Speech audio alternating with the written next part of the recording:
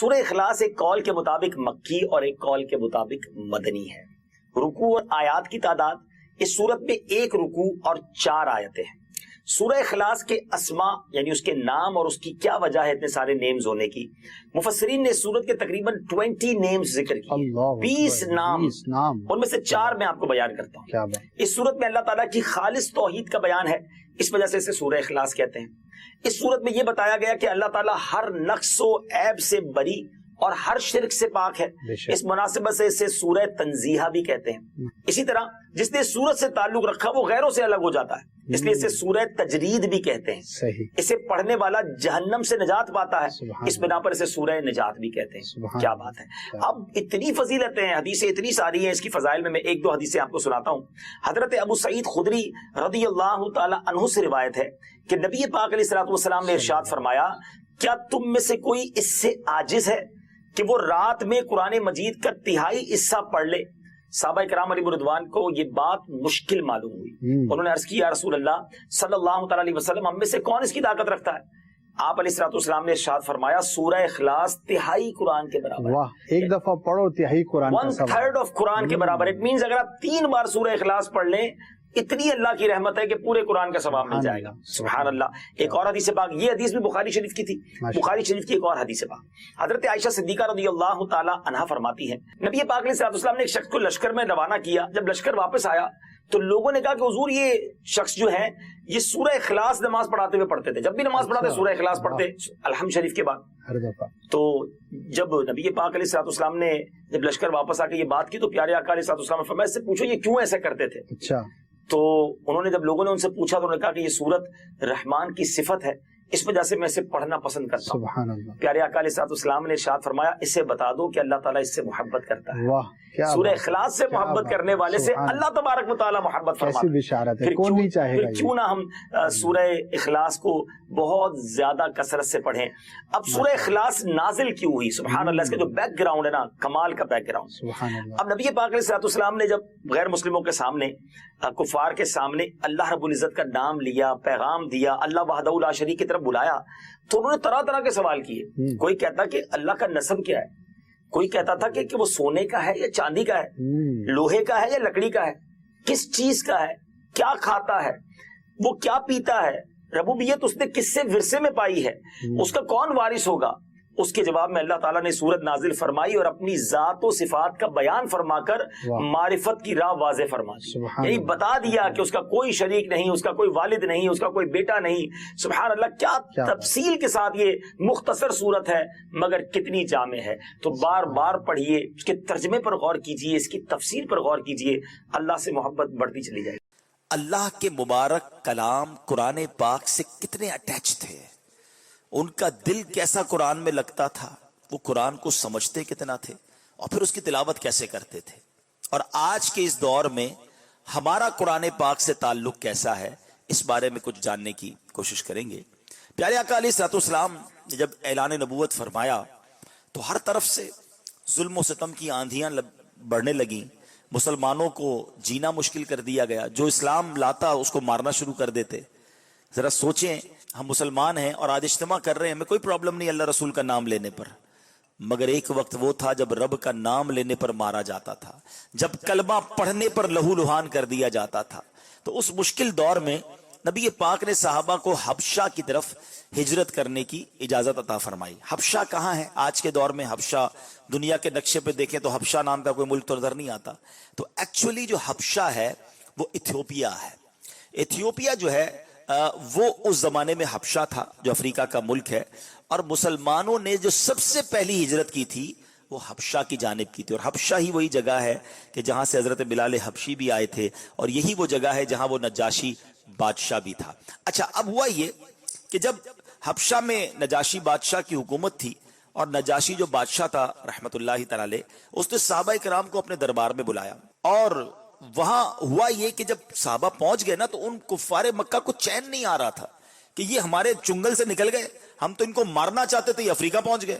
تو وہ ظالم وہ بھی افریقہ پہنچے، وہ بھی حبشہ پہنچے، اور نجاشی بادشاہ سے کہتے ہیں کہ ہمارے کچھ مہمان، ہمارے کچھ مجرم تمہارے پاس آ گئے، بھاگ کر آگے واپس کرو. تو نجاشی بادشاہ نے کہا اچھا ایسا ہے، تو مسلمانوں کو بھی بلایا.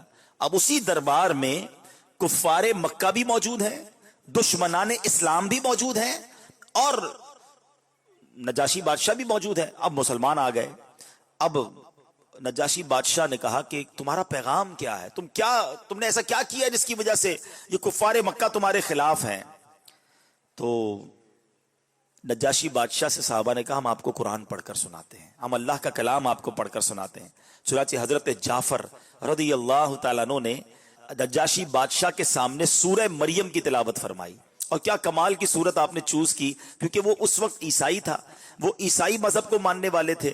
تو حضرت عیسیٰ علیہ الصلوۃ والسلام کے بارے میں اسلام کیا کہتا ہے اور کیا اسلام کی تعلیمات ہیں, وہ حضرت جعفر نے ان کے سامنے تلاوت کی. جیسے ہی آپ نے تلاوت کی, وہ پرسوز تلاوت تاثیر کا تیر بن کر نجاشی بادشاہ کے دل میں اتر گئی.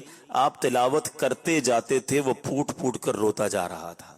اور اس نے جملہ کہا کہ قرآن اور جو انجیل ہے یہ ایک ہی نور کے دو چراغ ہیں, ایک ہی نور کی ہدایت ہے, اور یہ ہمیں وہی رب کی طرف بلانے والے کلام ہیں. اس واقعے کے بعد نجاشی بادشاہ نے اپنا ایک وفد بھیجا نبی پاک علیہ الصلوۃ والسلام کی بارگاہ میں. اس وفد میں 70 افراد تھے. یہ لوگ جب نبی پاک کے پاس پہنچے تو اب سرور کائنات علیہ الصلوۃ والسلام نے ان کے سامنے یاسین شریف کی تلاوت شروع کر دی. اور جب انہوں نے یاسین شریف سنی تو اللہ کا پاکیزہ کلام سن کر یہ سارے لوگ بھی زاروں کے تار رونے لگے. یعنی پہلے کے لوگ قرآن سنتے تھے, قرآن ان کے دل پر اثر بھی کرتا تھا اور ان کی آنکھوں سے آنسو بھی روانہ ہوتے تھے. جب یہ لوگ رونے لگے نا تو ان کی شان میں قرآن کی آیت نازل ہوئی. اللہ قرآن میں فرماتا ہے وَإِذَا سَمِعُوا مَا أُنزِلَ إِلَى الرَّسُولِ تَرَىٰ أَعْيُنَهُمْ تَفِيضُ مِنَ الدَّمْعِ مِمَّا عَرَفُوا مِنَ الْحَقِّ یقولون ربنا آمنا فاکتبنا مع الشاہدین. اللہ فرماتا ہے جب یہ سنتے ہیں وہ جو رسول کی طرف نازل کیا گیا تو تم دیکھو گے کہ ان کی آنکھیں آنسو سے ابل پڑتی ہیں, اس لیے کہ وہ حق کو پہچان گئے. کہتے ہیں کہ اے ہمارے رب ہم ایمان لائے, پس تو ہمیں حق کے گواہوں کے ساتھ لکھ دے.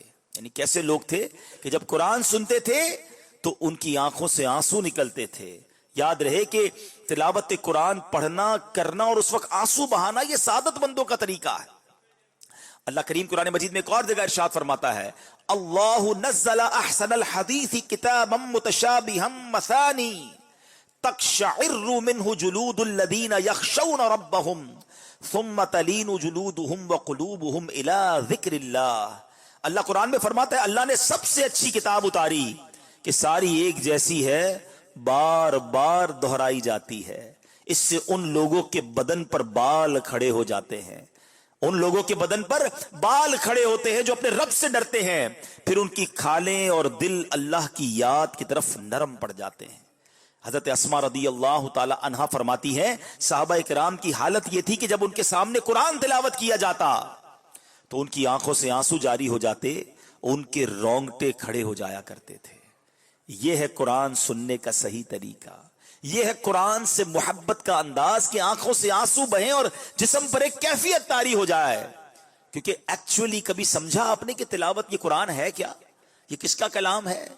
مولا علی شیر خدا کرم اللہ تعالی وجہ الکریم سے پوچھے کہ قرآن کیا ہے, وہ کہتے ہیں جب میرا جی چاہتا ہے کہ اللہ مجھ سے بات کرے, اللہ مجھ سے کلام کرے تو میں تلاوت کرنا شروع کر دیتا ہوں. قرآن کلام اللہ ہے نا, اور جب میرا جی چاہتا ہے میں رب سے بات کروں میں دعا کرنا شروع کر دیتا ہوں. ذرا سوچو اللہ سے بات کرنا کتنا آسان ہے. آج دنیا والوں سے بات کرنا آسان نہیں ہے. کسی بہت بڑے آدمی, وڈیرے, سائیں, منسٹر, بزنس مین سے ملنا ہو تو ٹائم لینا پڑتا ہے, اپوائنٹمنٹ لینا پڑتا ہے. مگر اگر اللہ سے بات کرنی ہے تلاوت کرو, اللہ تم سے بات کر رہا ہے. دعا کرو, تم رب سے بات کر رہے ہو, مگر اس کے لیے ٹائم ہی نہیں ہے کسی کے پاس. سب سے بات کرنے کا ٹائم ہے, رب سے بات کرنے کا ٹائم نہیں ہے. سب کے پاس جانا ہے مگر رب کے پاس نہیں جانا ہے. قرآن پڑھنے کا شوق ہی نہیں ہے. اول تو پہلے قرآن پڑھنا نہیں آتا, آئے تو پھر اس کیفیت میں کہاں سے پڑھیں. اور یہ کیفیت کب بنے گی؟ جب قرآن کو ہم اچھے انداز سے پڑھنے والے بنیں گے. اور نبی پاک خود بھی صحابہ کو ترغیب دیا کرتے کہ قرآن پڑھو تو سمجھو اور پھر اس پر آنسو بھی بہاؤ. ایک بار نبی پاک علیہ الصلوۃ والسلام نے حضرت جریر بن عبداللہ راوی ہیں، کہتے ہیں نبی پاک نے صحابہ کرام کے سامنے فرمایا کہ میں تمہارے سامنے سورہ تکاثر کی تلاوت کرتا ہوں. کون سی سورت؟ الہاکم التکاثر حتی زرتم المقابر. صرف یہ 2 آیتیں سمجھ لینا، صرف 2 آیتیں. کاش یہ 2 باتیں ہم سمجھ لیں. کیا ہے ان 2 آیتوں میں؟ قرآن کہتا ہے الہاکم التکاثر، تمہیں ہلاک کر دیا مال کی زیادہ طلبی نے، اور تکاثر، اور کثرت، اور چاہیے اور چاہیے. اینڈ آف دا ڈے ہوتا کیا ہے؟ حتی زرتم المقابر، یہاں تک کہ تم نے قبروں کا منہ دیکھا. پلاننگ 5 سال کی ہے، 10 سال کی ہے، 20 سال کی ہے، بس تھوڑا ٹائم کے بعد یہ کر لوں گا، پھر یہ زمین بیچ کر یہ کر لوں گا، پھر یہ کام کروں گا تو یہ فیکٹری کھول لوں گا. اگلے 15 سال کی تمہاری پلاننگ ہے، وہ پلاننگ ادھر ہی رہ گئی. حتی زرتم المقابر، تم نے قبروں کا منہ دیکھا. آج ہم ٹریول کر رہے ہیں، کوئی یہاں سے کراچی جا رہا ہے، کوئی کہیں اور جا رہا ہے، ہم کبھی نہیں سوچتے کہ ہو سکتا ہے یہ سفر آخری سفر ہو. کیا روڈوں پہ ایکسیڈنٹ نہیں ہوتے؟ ہمیں 1 منٹ پہلے پتا نہیں ہوگا کہ ہم دنیا سے جانے والے ہیں. حتی زرتم المقابر، یہاں تک کہ تم نے قبروں کا منہ دیکھا. آج کل موبائل کمپنیاں ہمیں میسج کرتی ہیں نا کہ آپ کا بیلنس ختم ہونے والا ہے، ذرا بیلنس ڈلوا لیں ورنہ آپ ڈیٹا یوز نہیں کر سکیں گے، فون یوز نہیں کر سکیں گے. مگر زندگی میں کوئی میسج نہیں آئے گا کہ جناب آج آخری دن ہے، توبہ کر لیں، 3 دن رہ گئے، قضا کر لیجئے، اللہ کو راضی کر لیجئے، ٹوڈے از لاسٹ ڈے، اب صرف 6 گھنٹے رہ گئے، آخری لمحات ہے. نو، پتہ ہی نہیں ہوتا. صبح بندہ گھر سے نکلتا ہے، بعض اوقات تو گھر والوں کو کہہ کر جاتا ہے کہ یہ والا کھانا بنانا، رات کو آ کے کھاؤں گا، اور وہ والے کپڑے بھی استری کر کے رکھنا، پھر دوستوں میں جانا ہے. کپڑے بھی استری ہوتے ہیں، کھانا بھی تیار ہوتا ہے. بندہ نہیں آتا، جنازہ آتا ہے. آگاہ اپنی موت سے کوئی بشر نہیں، سامان 100 برس کا ہے، پل کی خبر نہیں. سوچئے، ہمیں یہ بات غور کرنی ہے کہ کبھی بھی ہم دنیا سے جا سکتے ہیں. پیارے آقا علیہ السلام نے کیا کہا صحابہ سے کہ میں تمہارے سامنے یہ سورت کی تلاوت کر رہا ہوں، اور آقا فرما رہے کہ جو تم میں سے روئے گا وہ جنت میں داخل ہوگا. اب نبی پاک نے صحابہ کے سامنے سورہ تکاثر تلاوت کی. حضرت جریر کہتے ہیں کچھ تو روئے، کچھ نہیں روک سکے. جو نہیں رو سکے انہوں نے عرض کی یا رسول اللہ صلی اللہ علیہ وسلم، ہم نے رونے کی کوشش تو کی مگر رو نہیں سکے. پیارے آقا نے فرمایا میں تمہارے سامنے دوبارہ پڑھتا ہوں، جو روئے گا اس کے لیے جنت ہے، جو نہ رو سکے وہ رونے جیسی صورت ہی بنا لے. 2 باتیں پتہ چلی. سمجھ کر قرآن پڑھنا، قرآن کے پیغام کو انڈرسٹینڈ کرنا، بینگ اے مسلم، ایک مسلمان ہونے کی حیثیت سے کتنا ضروری ہے. اور پھر دوسرا، قرآن کے اس اثر کو دل میں اتارنا. مگر یہاں تو حال یہ ہے کہ پورا سال گزر جاتا ہے، قرآن کو ہاتھ ہی نہیں لگاتے. ہم نے تو قرآن کو سمجھا ہے کہ یہ قرآن جو ہے یہ ہمارے لیے کتاب ہے، اور یہ کتاب برکت کے لیے ہے. یقیناً قرآن برکت کے لیے بھی ہے، مگر یہ قرآن صرف برکت کے لیے نہیں، یہ کتاب برکت بھی ہے اور کتاب عمل بھی ہے. ہم نے کیا کیا ہے؟ قرآن کو کتاب برکت سمجھا ہے. کوئی ایسی نئی دکان لیں گے، فوراً قرآن خوانی کروائیں گے، قرآن لے کے جلدان میں بھی رکھ دیں گے، اور جلدی بھائی ایک اچھا سا قرآن پاک اچھی پیکنگ میں لے کر آؤ کیونکہ نیا گھر لیا ہے، اس میں رکھنا ہے. اچھا اب کس لیے چاہیے؟ وہ نئی دکان کے لیے. اچھا اب کس لیے چاہیے؟ وہ بچی کی شادی ہے نا تو اس کی رخصتی کے لیے سر پہ رکھنا ہے. بس کیا یہی قرآن کا کام تھا؟ افسوس یہ ہوتا ہے کہ برکت میں بھی ہم پتہ ہی کیا کرتے ہیں، جس کے گھر میں قرآن خوانی ہے نا پھر بھی اس نے قرآن نہیں پڑھنا ہے، بچوں سے، مدرسے کے بچوں سے قرآن پڑھانا ہے، خود بریانی تیار کروا رہا ہوگا. ارے بھائی تمہارے گھر میں قرآن خوانی خود تو پڑھ لو، آپ کی دکان پر قرآن خوانی ہو رہی، کم از کم یہاں تو پڑھ، وہ بھی نہیں پڑھنا ہے. آپ بتائیں اتنا دور قرآن سے رہ کر ہم کیسے کامیاب ہوں گے؟ اللہ کے کلام سے دور رہنا اچھا نہیں ہے. نبی پاک علیہ الصلوۃ والسلام فرماتے ہیں وہ دل ویران ہے جس میں کچھ قرآن نہیں ہے. اپنے آپ سے پوچھیں کہ ہم کتنا قرآن سے اٹیچ ہیں، کتنا پڑھتے ہیں قرآن اور کتنا سمجھتے ہیں. ہمارے اسلاف قرآن کیسا پڑھتے تھے، آئے ہائے، اور کیسے اس سے برکتیں لوٹتے تھے. قرآن پتہ ہی کیا ہے؟ سنو، اللہ سورہ ابراہیم آیت نمبر 1 میں فرماتا ہے کتاب انزلناہ الیک لتخرج الناس من الظلمات الی النور. اللہ فرماتے ایک کتاب ہے کہ ہم نے تمہاری طرف اتاری کہ تم لوگوں کو اندھیریوں سے اجالے میں لاؤ. سرکار کو کیا فرما رہا ہے اللہ؟ اے محبوب ہم نے کتاب اس لیے اتاری ہے کہ تم اس کے ذریعے لوگوں کو اندھیروں سے اجالے کی طرف لاؤ. لتخرج الناس من الظلمات الی النور. اور آپ کو پتا ہے اندھیرا کیسا تھا جب قرآن نازل ہوا؟ ان لوگوں کا حال کیا تھا؟ اللہ اکبر. کیسے اندھیرے تھے؟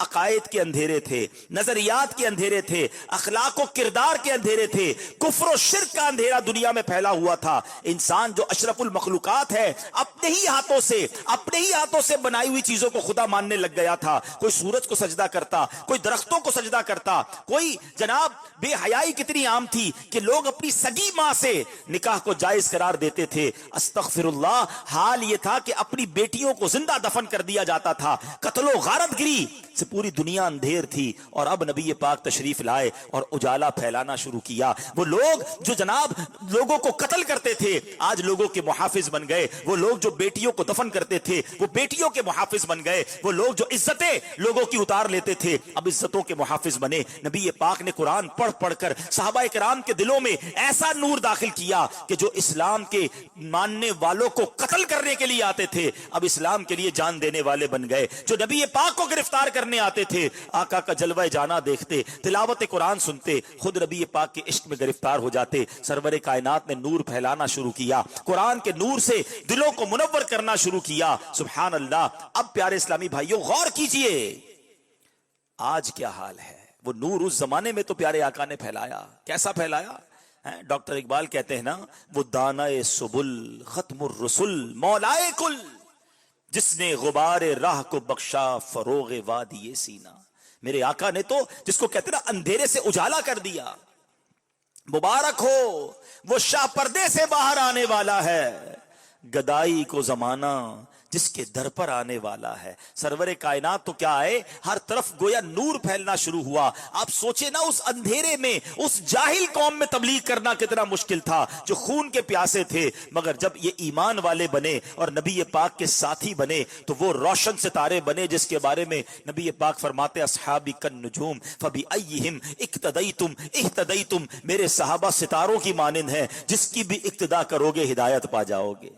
1,24,000 صحابہ کرام کا ایک لشکر میرے آقا اس امت کی رہنمائی کے لیے چھوڑ کر گئے, اور ایسی تربیت فرمائی کہ آج دنیا کا کون سا کونا ہے جہاں مسلمان نہیں. بتایا جاتا ہے دنیا میں 200 کروڑ کے قریب مسلمان ہیں. یہ کیسے ہوا؟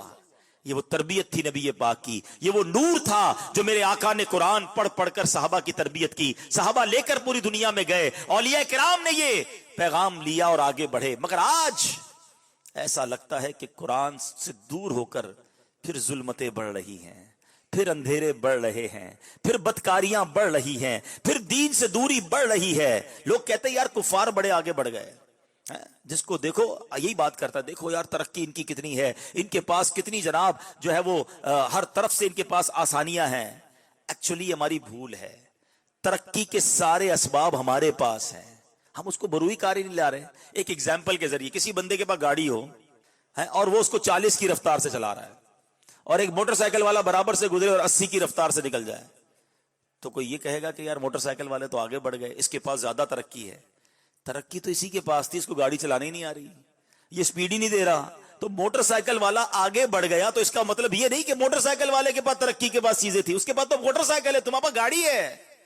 اللہ کے بندوں, تمہیں رب نے قرآن دیا ہے, مصطفیٰ کریم کی سیرت دی ہے, عمل ہم نہیں کر رہے اور دوش دے رہے کہ جناب وہ آگے بڑھ گئے. جس دن عمل کرنا شروع کیا دنیا میں مثالی قوم مسلمان ہوں گے. اور ایسا نہیں کہ پہلے نہیں ہوا, نبی پاک کے دور میں ہوا, سیدنا ابوبکر صدیق کے دور میں ہوا, عمر فاروق کے دور میں ہوا. ارے آپ اور دور نہ جائیں, آپ دیکھیں 150 سال سے دنیا میں ایک نظام لایا جا رہا ہے. کبھی کمیونزم لایا جاتا ہے, کبھی جناب کوئی اور نظام لایا جاتا ہے, کسی طرح غربت ختم کر دی جائے, اور اراؤنڈ دا ورلڈ ایسے معاشی پلان لائے جاتے ہیں کسی طرح غربت ختم ہو جائے. مگر دنیا سے 150 سال ہو گئے, بہت سارے نظام لانے کی کوشش کی گئی, غربت ختم نہیں ہوئی, غریب غریب ہو رہا ہے, امیر امیر ہو رہا ہے. مگر جب اسلام کا قرآن کا نظام سیدنا عمر بن عبدالعزیز رضی اللہ تعالیٰ نے نافذ کیا تھا. حضرت عمر بن عبدالعزیز کی کتنی حکومت رہی؟ اونلی 30 months, 2.5 سال. مگر 2.5 سال میں آپ نے قرآن کا ایسا نظام نافذ کیا, اسلام کا ایسا نظام نافذ کیا کہ 2.5 سال کے اندر یہ حال ہو گیا تھا کہ لوگ زکوٰۃ لے کر گھومتے تھے, زکوٰۃ لینے والا کوئی نہیں تھا. حضرت عمر بن عبدالعزیز کو خط لکھتے تھے گورنر کہ حضور زکوٰۃ جمع ہو گئی ہے, مگر ہمارے شہر میں کوئی غریب نہیں مل رہا جس کو ہم زکوٰۃ دے دیں. اور واللہ آج بھی یہ نظام آ سکتا ہے. جو لوگ جانتے ہیں نا, تاجر میری بات کو ایگری کریں گے کہ اللہ نے کچھ لوگوں کو اتنا مال دیا ہے, اتنی زمینیں ہیں, اتنی فصلیں ہیں کہ اگر پاکستان کے اندر سب لوگ پوری زکوٰۃ دے دینا, جتنی इतनी बनती है तो एक भी गरीब बाकी नहीं बचेगा। प्रॉब्लम यह है कि आज माल तो मिल गया है, चूंकि कुरान से दूरी है, हदीस से दूरी है, दीन से दूरी है, खौफे खुदा बचा नहीं है कि अगर ज़कात नहीं दूंगा तो ये माल तो मेरे लिए अंगारा बन जाएगा, ये अजाब बन जाएगा। बंदा कहता है यार इतना माल कैसे निकालूं, अब 2.5% भी भारी लगता है। करोड़ रुपए हो जाए तो 2.5 लाख देने पड़ेंगे, 10 करोड़ हो जाए 25 लाख देने पड़ेंगे, 100 करोड़ हो जाए तो 2.5 करोड़ देने पड़ेंगे। बंदा सोचता है 2.5 करोड़ हर साल कैसे दे सकता हूं। ये नहीं सोचता कि रब ने 100 करोड़ दिए तो 2.5 करोड़ बने हैं, रब ने लाख दिए हैं तो 2,500 देने हैं। लेकिन अफसोस यह है कि ये 2.5% भी मुसलमानों को वबाल लगता है, उनके दिलों पर बोझ लगता है। यही वो वजह है कि दीन की दूरी है, बेबरकती है, ये माल इधर ही रह जाएगा। कुरान कहता है अल्हाकुमुत तकासुर हत्ता ज़ुरतुमुल मकाबिर। ये पैसे कौन लेके जाता है? कभी देखा किसकी कब्र में तिजोरी हो, किसी के कफन में जेब हो? खाली हाथ जाएंगे हम। लेकिन अगर ज़कात नहीं दी होगी तो यही माल अंगारा बन जाएगा, अजाब बन जाएगा। लेकिन असल में हम असल में कैलकुलेटर पर चलते हैं। ताजिर लोग होते हैं ना, कहते हैं यार मौलवी साहब बात तो सही कर रहे हैं, मगर 2.5% जब दूंगा तो पैसे तो कम हो जाएंगे। ये पैसे कम नहीं होंगे, वल्लाही कम नहीं होंगे, खुदा की कसम कम नहीं होंगे। अब आप कह रहे हैं अभी भाई आपने कसम खा ली, मैं क्यों ना कसम खाऊं, मेरे आका ने कसम खाई है। सरवर कायनात अलैहिस्सलाम की हदीस है और मेरे आका फरमाते मैं अल्लाह की कसम खाकर कहता हूं, अल्लाह की राह में खर्च करने से माल कम नहीं होता। अब जो लोग ज़कात पूरी देते, मेरी बात को एडमिट करेंगे कि जो अपनी ज़कात पूरी देता है, उशर पूरा निकालता है, वो मुझे बता दे क्या हर साल आपकी ज़कात बढ़ती नहीं है? क्या हर साल आपका उशर बढ़ता? कैसे बढ़ रहा है? इसका मतलब आपका माल भी बढ़ रहा है। आप ज़कात दे रहे हैं, आपकी वेल्थ बढ़ रही है, इधर भी बढ़ रही है, इंशाअल्लाह उधर भी बढ़ रही है। उधर अलग सवाब मिलेगा, उधर अलग अजर मिलेगा। तो ये कुरान से जो दूरी है ना, ये हमें बड़ी जिल्लत की तरफ ले जा रही है। हमारे असलाफ अल्लाह अकबर कुरान समझते कैसा थे और इस पर अमल कैसा करते थे। आपको पता है कि हजरत फुजैल बिन अयाज रहमतुल्लाहि तआला अलैह ये बहुत बड़े डाकू थे। हाँ, और इनकी हिदायत का सबब क्या बना? कुरान का नूर देखो कैसा असर करता है। आप कुरान से दोस्ती कर लो, कुरान आपको ठीक कर देगा। हजरत फुजैल बिन अयाज के सामने एक बार एक कुरान पाक की आयत पढ़ी जा रही थी और ये आयत है 27वें पारे की, सूरह हदीद, आयत नंबर 16। आयत में मैसेज कैसा है समझ आए तो पता चले ना। हालांकि हो सकता है आयत हमने भी कई बार सुनी हो, समझते तो है नहीं कुरान को, अंडरस्टैंड करने की कोशिश भी नहीं करते। आयत क्या है? अल्लाह फरमाता है कुरान में, अलम यअनि लिल्लज़ीना आमनू अन तख़शअ क़ुलूबुहुम लिज़िक्रिल्लाह। अल्लाह फरमाता क्या ईमान वालों को अभी वो वक्त ना आया कि उनके दिल झुक जाएं अल्लाह की याद के लिए? अल्लाह अकबर, ये सुनना था, आप ज़ारों के तार रोने लगे। आपने तौबा की, जितने लोगों का माल लूटा था सब वापस लौटाया, अब इल्म दीन सीखने लगे, इबादत और रियासत में मसरूफ हो गए। अल्लाह अकबर, अल्लाह के इतने बड़े वली बन गए कि आज जमाने में वलियों के सरदार कहलाते हैं। हजरत फुजैल बिन अयास का ये मर्तबा है। तो उलमा असलाफ अल्लाह के नेक बंदे जो कुरान समझते थे, कुरान उनके दिल पर असर भी ऐसे करता था और वो उस पर अंडरस्टैंड करके अमल करते थे। बहुत सारे वाकयात हैं। अब चौथे पारे की पहली आयत है, लन तनालुल बिर्रा हत्ता तुनफिकू मिम्मा तुहिब्बून।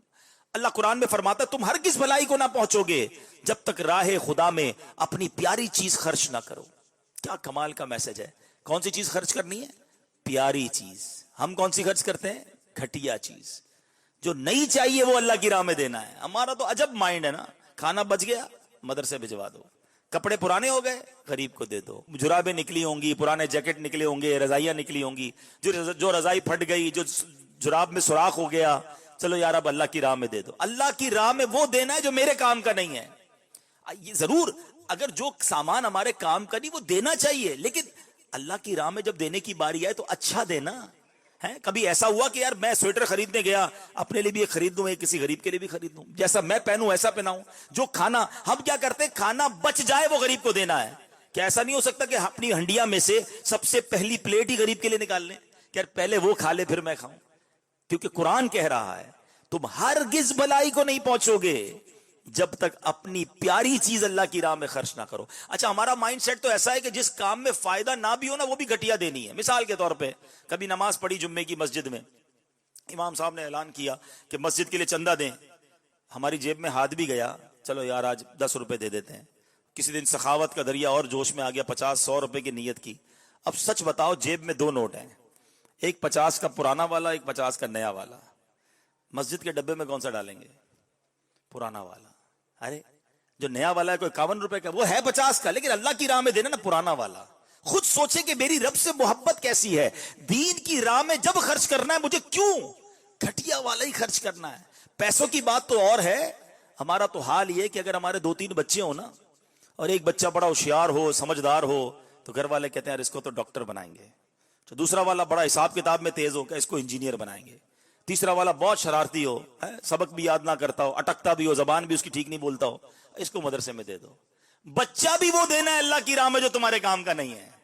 اچھا پھر کہتے ہیں علماء جو ہے وہ اپ ٹو دا ڈیٹ نہیں ہے، علماء جناب دنیا کے تقاضے پورے نہیں کر رہے، علماء جناب صحیح طریقے سے سمجھاتے نہیں ہیں. تم نے مدرسے میں بچے کون سے دیے ہیں جو تمہارے کام کے نہیں تھے؟ دو نا اپنے خاندان کا سب سے بہترین بچہ جس کا بریلینٹ مائنڈ ہے کہ دیکھو کیسا مفتی بن کر دین کی خدمت کرتا ہے. ہمارا تو ذہن ہی یہ بن گیا ہے جب اللہ کی راہ میں دینا ہے تو بچا ہوا دینا. اللہ سے امید رکھتے یا اللہ تو بھی نواز دے. یہ اللہ کے غضب کو دعوت دینے کی بات نہیں کہ جب اپنے بچے کے لیے خریدنا ہے تو برانڈڈ خریدنا ہے، اپنے لیے خریدنا ہے تو بہترین خریدنا ہے، اللہ کے لیے دینا ہے تو گھٹیا دینا ہے. یاد کرو یہ غلطی ہے جو ہم کر رہے ہیں. اللہ قرآن میں فرماتا ہے تم اپنی بہترین چیز اللہ کی راہ میں خرچ. اور صحابہ نے جب یہ آیتیں پڑھی نا تو صحابہ آئے نبی پاک کے پاس، کہا حضور میرے سارے مال میں سب سے بہترین مال یہ تھا، یہ میں آپ کو باغ پیش کرتا ہوں. حضور یہ کنواں میرا سب سے بہترین تھا، میں یہ کنواں پیش کرتا ہوں. ہم بھی کریں نا کہ یا اللہ یہ سب سے بہترین چیز میرے مال میں ہے، وہ میں تیری راہ میں خرچ کرتا ہوں. پھر دیکھو اچھا اب شیطان کیا دل میں وسوسہ ڈالے گا کہ یار میرے مال میں تو ایک ہی چیز سب سے اچھی ہے، وہ دے دوں گا تو مجھے دوسری کہاں سے ملے گی؟ تو تمہارے پاس ایک ہے نا، میرے رب کے پاس ایک تھوڑی ہے. تم ایک خرچ کرو وہ اس کے بدلے اور عطا فرمائے گا. اصل وہ اللہ پر بھروسہ ہے. اور یہ قرآن سے ڈائریکٹ جب نور ملتا ہے تو اس کا مزہ ہی اور ہوتا ہے، اس کی سیکھنا ہی اور ہوتا ہے. ایک آخری واقعہ سنا کر اپنی بات کو ختم کرتا ہوں، ورنہ باتیں تو بہت ساری ہیں کہ قرآن پاک سے کس طرح صحابہ کرام علیہ رضوان جو ہے وہ سبق لیا کرتے تھے. امام زین العابدین رضی اللہ تعالیٰ عنہ یہ امام حسین کے شہزادے ہیں. ایک مرتبہ آپ کی کنیز آپ کو وضو کروا رہی تھی. اچھا اور اچانک اس کے ہاتھ سے برتن چھوٹ کر گرا اور امام زین العابدین کے چہرے پر لگا اور آپ کا چہرہ زخمی ہو گیا.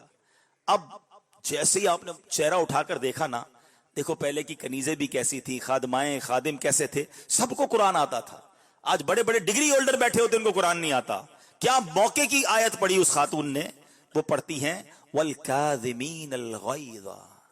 قرآن کہتا ہے اور غصہ پینے والے.